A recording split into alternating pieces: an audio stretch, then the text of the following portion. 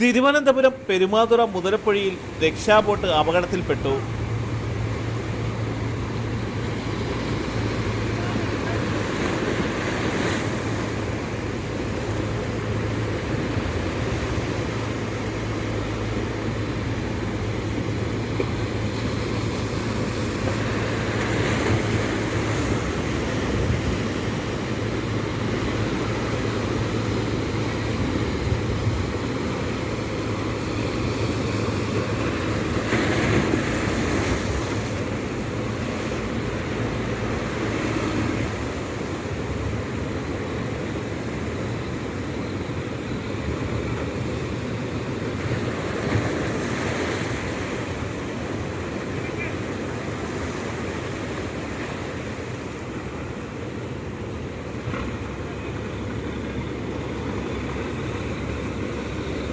ശക്തമായ തിരയിൽപ്പെട്ട് മറൈൻ എൻഫോഴ്സ്മെന്റിന്റെ ബോട്ടാണ് പുലിമുട്ടിലേക്ക് ഇടിച്ചു കയറിയത്.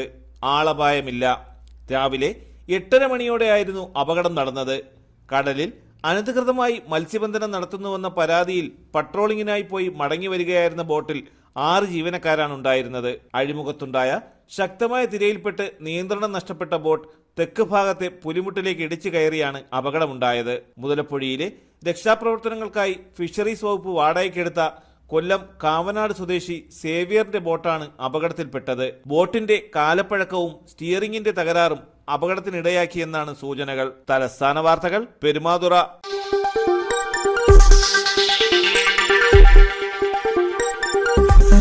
ഈ വാർത്തകൾ നിങ്ങൾക്കായി അവതരിപ്പിച്ചത്